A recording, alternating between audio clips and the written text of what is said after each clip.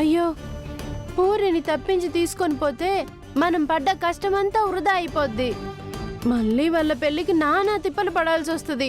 పెళ్ళంటూ జరిగితే ఇప్పుడే జరగాలి, లేకపోతే వాళ్ళిద్దరి పెళ్లి జరగడం చాలా కష్టం. నా భయం కూడా అదే. ఎలాగైనా పూరి బాలాజీల పెళ్లి జరగాలి. గీదా,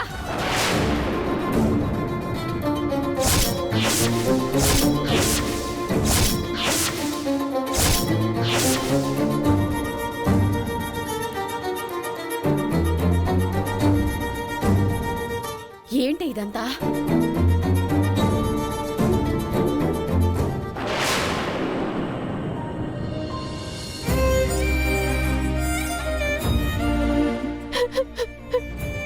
ఏం చేయమంటావమ్మా?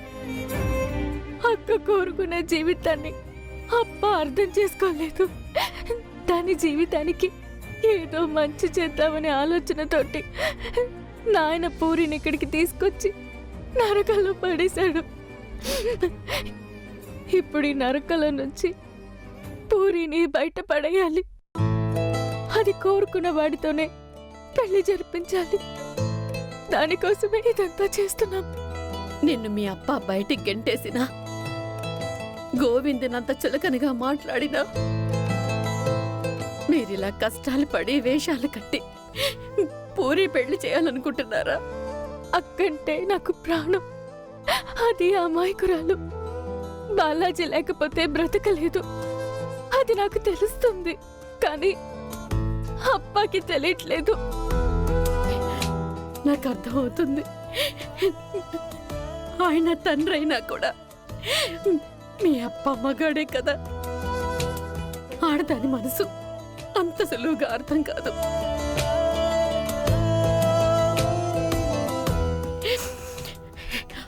తల్లిగా ఇప్పుడు నేను చెప్తున్నాను, ఎట్టి పరిస్థితుల్లోనైనా పూరికి బాలాజీకి పెళ్లి జరగాలి. వాళ్ళ పెళ్లి జరిపిస్తేనే నువ్వు నా కూతురువి. అర్థమైందా? థ్యాంక్స్ అమ్మా. Thank you so much.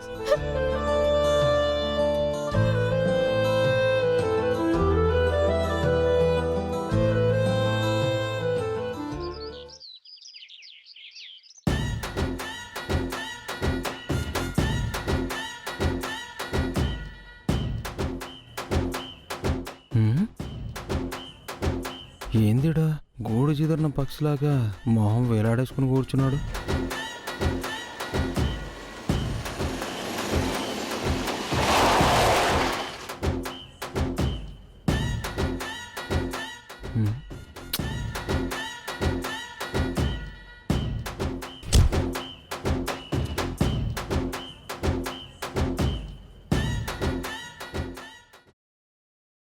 ఎవరబ్బాయి నువ్వు? చీరలు తీసుకొచ్చానండి. ఇవాళ చీరల ఫంక్షన్ అంట కదా. ఓ, అది నువ్వా? నేను కూడా చీరలు చూడాలమ్మా. అసలే కట్టిన చీర కట్టాలంటే నాకు మహా చిరాకు. సరే, నువ్వు లోపలికి వెళ్ళు. అలాగేనండి.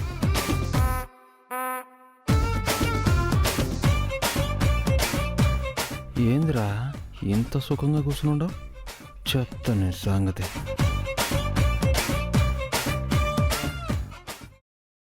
ఏంటి దొరై అలా మార్చుకుని పెట్టుకున్నావు? నాకు ఇదేం నచ్చలా. ఏంది? నీ కళ్ళ ముందే నాకు ఇంకో పిల్లనిచ్చి గొంతు కోయాలని చూస్తుండారు. నాకు ఇది అస్సలు నచ్చలా. అమ్మ నా కొడుక, పడ్డావురా బొట్లో. ఇంక చాలా చెలరేగిపోతాను. ఏం చేస్తావు? కొన్ని చూపులకే పరిమితం, చేతుల దాకా రావు కదా. నాకిప్పుడు పూరిని చేసుకోవాలో లేదో కూడా సరిగ్గా తెలియట్లేదు. చేసుకోవాలనుంటే చేసుకో. చేసుకోవాలని లేదు. మరి మానేయి. మానేయాలని లేదు. మరి నాకు పూరి కావాలి, నువ్వు కావాలి. ఊరి చెత్త నా కొడక, పూరి నుంచి డైవర్ట్ చేయాలని నిన్ను ముగ్గులోకి దింపితే నీకు ఇద్దరు కావాలరా? నాకు అలా కుదరదమ్మా. రెండు తోకల పెట్టలాగా నేను బ్రతకలేను. ఏదో ఒక నిర్ణయం తీసుకో మరి.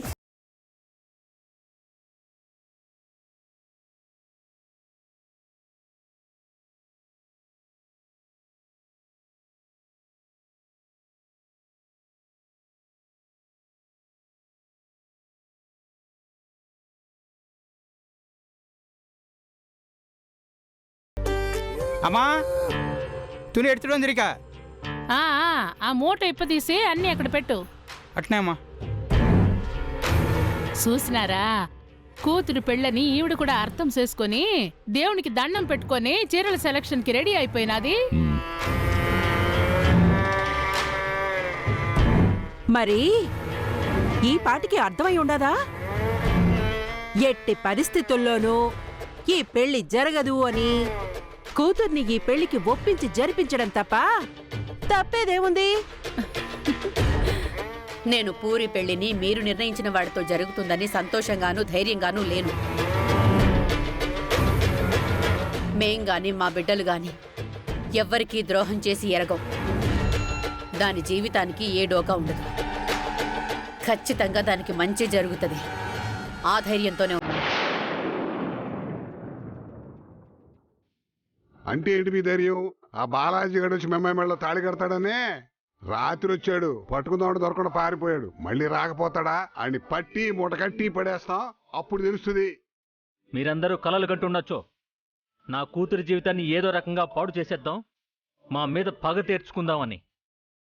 ఈ రాజపాండి కొడుకే కాదు, నీ కొడుకు కూడా నా కూతురి మెళ్ళలో తాళి కట్టలేడు.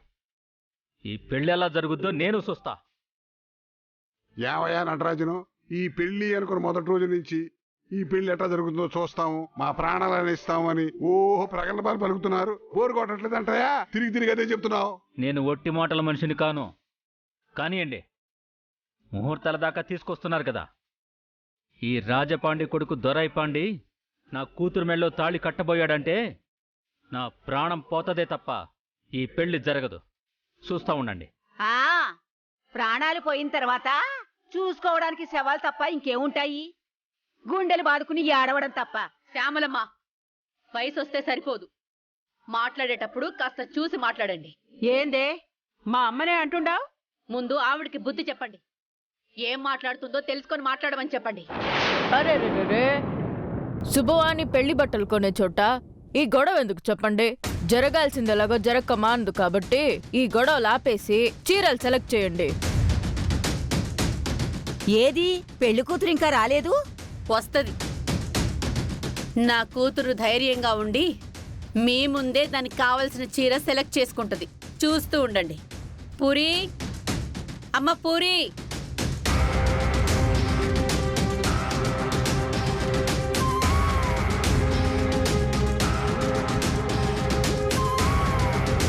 ఏంది మే ఎప్పుడు చూసినా కన్నీళ్లు పెట్టుకుని ఏడుస్తా ఉండేదా నువ్వు? ఇప్పుడు కొంచెం ధైర్యంగా ఉండవు? నిన్న రాత్రి నీ కొడుకు బాలాజీ గడు వచ్చాడుగా, బాగా ధైర్యం నూరిపోసి ఉంటాడులే. వాడొచ్చినప్పుడు నన్నెందుకు పిలవలేదు? వాడిని ఇక్కడే బంధించి పడేసేవాడిని కదా. బంధించేవాడు భలే చెప్పేవాళ్ళేవా. పెట్టావుగా మనుషుల్ని, తాగపోతే ఎదవలు పట్టుకుంటారని పట్టుకోలేకపోయారు, ఆడు పారిపోయాడు. ఈ రోజు రాని చూద్దాం. ఏంటే నువ్వు చూసేది ఆడు పారిపోయిన తర్వాత? ఈ తాగుబోతే ఎదవల్ని కాకుండా గట్టోళ్ళని పెట్టి కాపలాకి ఏర్పాటు చేయండి. సరే, ముందు చీరల సెలక్షన్ కానివ్వండి. అయ్యయ్యో అయ్యయ్యో, అవునా? అయ్యో, ఘోరం జరిగిపోయింది. ఏమైంది పుష్ప? మనం అర్జెంటుగా వెళ్ళాలి ఇక్కడి నుంచి. ఎక్కడికి? మనం అర్జెంటుగా వెళ్ళాలి ఇక్కడి నుంచి. మా తమ్ముడికి యాక్సిడెంట్ అయిందంట, హాస్పిటల్లో ఉన్నాడంట. మనం వెళ్ళాలి. అయ్యయ్యో, పద పద పద, త్వరగా పద. శుభమాని పెళ్లి చీరలు కొంటా ఉంటే యాక్సిడెంట్ గీక్సిడెంట్ అని పరిగెడతా ఉన్నారేంది వీళ్ళిద్దరూ? కర్మ. పూరి, ముహూర్తానికి నీకు కావలసిన మంచి పట్టు చీర సెలెక్ట్ చేసుకోమ్మా. సెల్వి, నీకేమైనా పిచ్చా? మీరు ఊరికే ఉండండి. నా కూతురికేం కాదు. వీళ్ళనుకున్నది ఏదీ జరగదు. సర్లే సర్లే, బాగా గుడ్డి నమ్మకంగా ఉన్నావుగా. కానీ పెళ్లి చీర పెళ్లి కూతురు కంటే పెళ్లి కూతురు అత్తగారు సెలెక్ట్ చేసేదే కరెక్ట్ కదా. అయితే అత్తగా నేనే సెలెక్ట్ చేయాలా? మీరేటా సెలెక్ట్ చేస్తారక్క? ఇప్పుడు మీ కొడుకు కాదు కదా, కనకరత్నమ్మ కొడుకు బాలాజీ. నా కొడుకు బాలాజీ కాదు. అమ్మా, మీరు విషయం మర్చిపోయినట్టున్నారు. మీరు మావాన్ని దత్త తీసుకుంటున్నారు కదా, వాడి పేరు బాలాజీ కదా. ఓ, దొరైపాండి బాలాజీగా మారినాడు కదా ఇప్పుడు. అవును, అందుకే మీరే సెలెక్ట్ చేయాలి పెళ్లి కూతురికి చీర. సరే, సెలెక్ట్ చేస్తే పోయే. ఇదిగో ఈ చీర ఎలా ఉంది? చాలా చండాలంగా ఉంది. ఏదో మీ డబ్బులు పెట్టుకుంటున్నట్టు ఆ చీప్ చీర కొంటారేంటి? అబ్బాయ్, ఉన్న చీరల్లో మంచి రేటున్నవి, అందమైనవి చూపించు. అట్నే అమ్మా.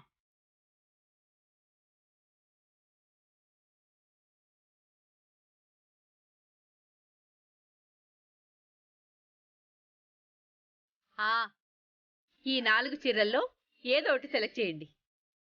నీ డిమాండ్ ఏందే మధ్యలో? మా అమ్మాయికే కదా, సెలెక్ట్ చేయండి మరి.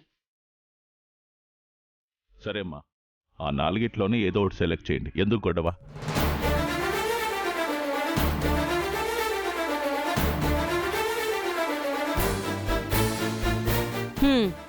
ఇది బాగుంటుంది. పూరి, ఈ కలర్ చీర నీకు బాగా నప్పుతుందే. మీ అత్తగారు నీకు మంచి చీరే సెలెక్ట్ చేశారు. హే, నన్నత్తగారు అంటావేంది? మరి నువ్వే కదా వాణ్ణి దత్తత తీసుకొని పెళ్లి చేయాలనుకుంటుంది. వాడితోటి ఎలాగో పెళ్లి జరగదు. అత్తగారనే ముచ్చట ఇలాగైనా తీర్చుకొనివ్వండి. సరే సరే, నువ్వు ఆపవమ్మా. చీరలు సెలక్షన్ అయిపోయినట్టేనా? అయిపోయింది. అయితే వాళ్ళ పెళ్లికి ఎలాంటి అడ్డంకులు లేవన్నమాట. ఇంకేం అడ్డంకులున్నాయి? చీరల సెలక్షన్ కూడా అయిపోయింది కదా. ఉన్నాయి.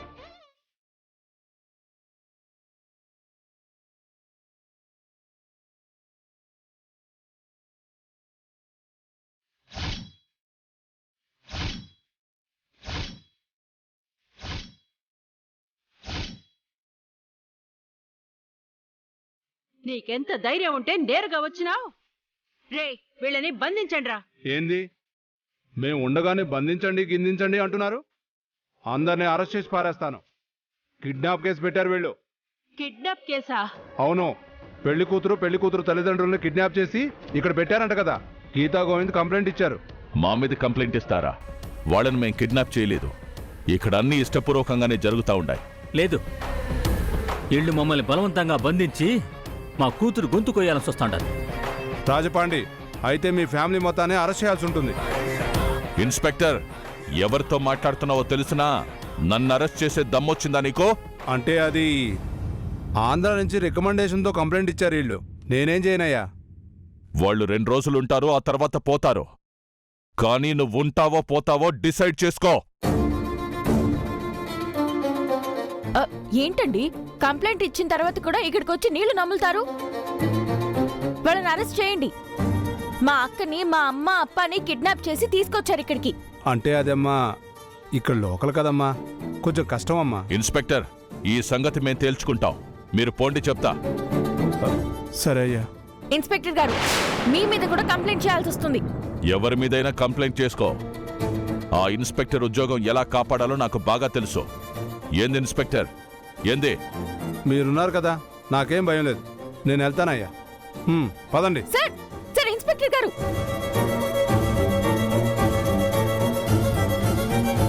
చూసావా, ఇది నా పలుకుబడి.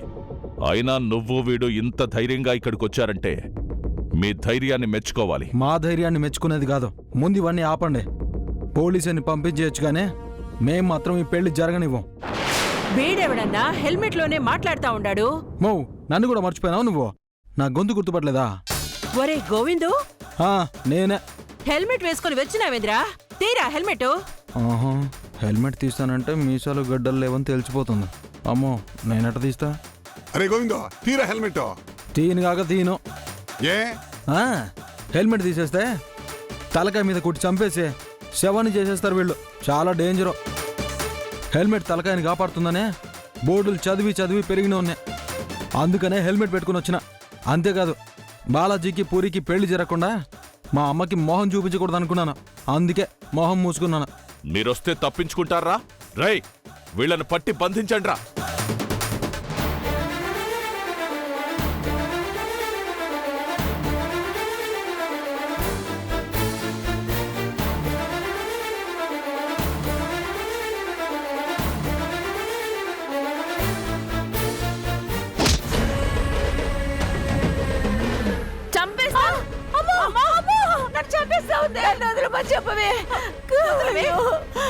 ఎవరైనా దగ్గరికి వస్తే చంపేస్తా. ముసల్దాన్ని పీకి తెగిపోద్ది. మా అక్క జీవితం కంటే నాకు ఎవరి ప్రాణాలు ముఖ్యం కాదు. చంపేస్తాను. దూరంగా రండి. చంపేస్తా, అందరినీ చంపేస్తా.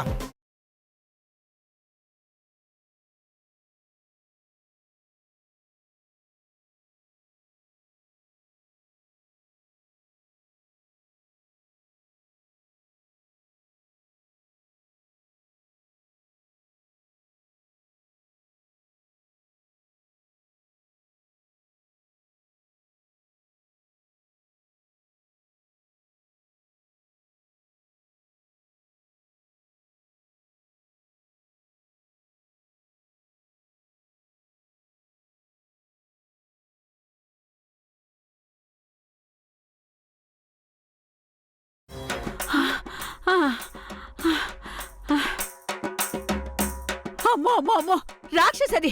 అమ్మో చూడ్డానికి బక్క ప్రాణిగా ఉండాది గాని మామూలు పట్టు పట్టలేదు, ఉడు పట్టు పట్టేసింది.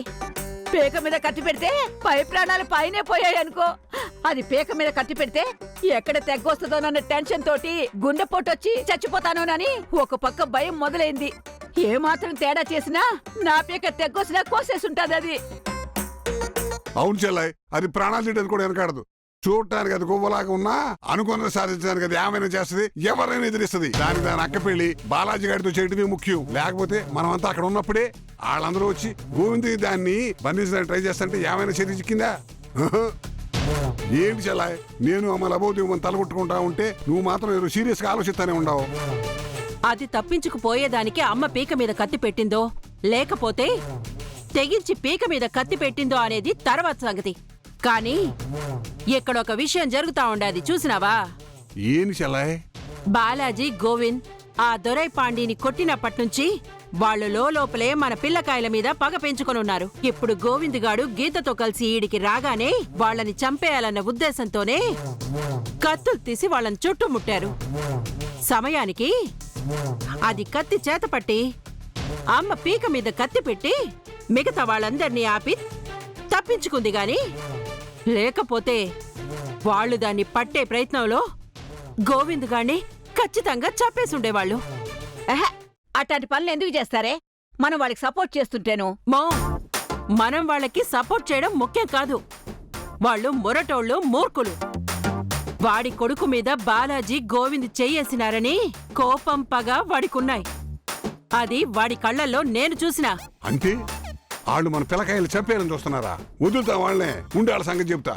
రాజబండే, ఏ రాజబండే! ఏం ఏకాంబరం గొంతంతలేస్తా ఉండదే. ఈ ఊళ్ళో ఎంత పెద్ద మనిషినో తెలుసా నేను? నువ్వెంత పెద్ద మనిషివో బాగా తెలుస్తా ఉండది. ఏం కనకరత్నం అమ్మా, నువ్వు కూడా తేడాగా మాట్లాడుతున్నావు? మరి మీరు చేసేది తేడాగా ఉన్నప్పుడు మీరు తేడాగా మాట్లాడకుండా ఉంటామా? అసలు ఏమనుకుంటున్నారు మీరు? నా మనవని చంపాలని చూస్తారా? మేము మీ మనవాళ్ళని చంపాలని చూడడం ఏంది? మీ మనవడి పెళ్ళమే నిన్ను చంపాలని చూసింది, అది తెలుదా మీకు? దాని సంగతి ఇడిచిపెట్టు. ఇప్పుడు దాంతో పాటు నా మనవడు గోవింద్ వస్తే వాడిని చంపాలని చూడలేదా మీరు? సిసి లేదు, ముందే చెప్పినాం కదా చంపమని. అయినా వాళ్ళని ఎందుకు చంపుతాం? మీరు మాకు సపోర్ట్ చేస్తా ఉంటే. మీరీ మాట అంటా ఉండారు గాని వాణ్ణి ఆడ బంధించేటప్పుడు ఇంచుమించుగా వాడి పీక తెగ్గోసేదానికే ప్రయత్నించినారు మీరు. మీరు అపార్థం చేసుకుంటా ఉండారు. వాళ్ళని బంధించి బెదిరించడానికి అట్టా చేసినాం తప్ప చంపాలని కాదు. నేను నమ్మను. మీ ఓణ్ణి మా పిల్లకాయలిద్దరూ కొట్టినారని కోపం ఉండదు కదా మీకు? వాళ్ళని చంపాలని చూస్తా ఉండారు కదా మీరు? అట్టాంటిదేమైనా జరిగిందంటే ఒక్కళ్ళు కూడా ప్రాణాలతో ఉండరు. నేను చచ్చినా నా బిడ్డల్ని చావనివ్వను. ఇగో కనకరత్నమ్మ, నువ్వెక్కువ ఆలోచించి అనవసరంగా అపార్థం చేసుకుంటున్నావు. ఇప్పుడు చెప్తుండా, నీ బిడ్డ ప్రాణాలకి ఏ హాని ఉండదు. నువ్వెందుకిట్టా ఆలోచిస్తా ఉండవు? కానీ నీ కొడుకు కోడలు చాలా ధైర్యం చేసి నా ఇంట్లోకి అడుగుపెట్టినారు. అది మాత్రం నేను భరించలేకపోతా ఉండా. వాళ్ళింటి దాకా ధైర్యంగా వచ్చేసినారంటే ఇంక మీరు చాలా జాగ్రత్తగా ఉండాలా. ఈ పెండ్లి ఆపేదానికి ఏదో ఒక ఆలోచన చేస్తానే ఉంటారు. ఇంకా ఆలస్యం చేయకుండా ముహూర్తాలు పెట్టించేయండి. అవును మామ, కనకరత్నమ్మ చెప్పిందే కరెక్టు. ముందు ముహూర్తాలు పెట్టి ఆ పెళ్లి జరిపించేస్తే ఆ తర్వాత ఎవ్వడూ ఏం చేయలేడు. అట్నే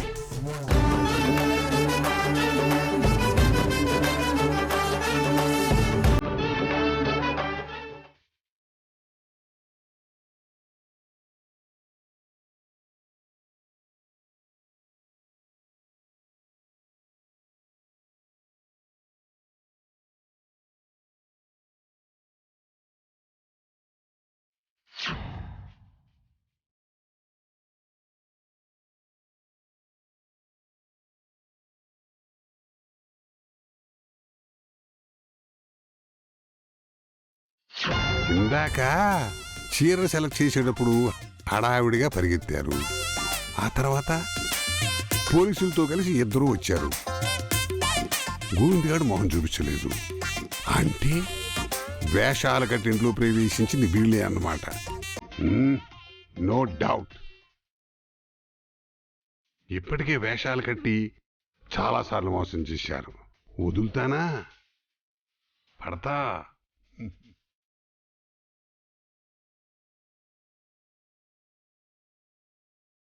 ఏ సాంబారు,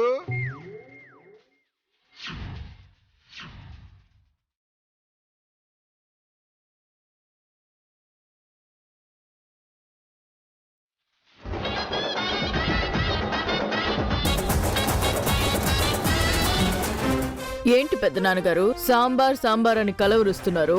ఇవాళ మీకు సాంబార్ కావాలనా? రోజు సాంబార్ వండి బోర్ కొట్టేస్తుంది. ఇవాళ కార పులుసు. అబ్బా బాగానే మేనేజ్ చేస్తున్నావు గానీ నువ్వు సాంబార్ అని నాకు తెలుసు.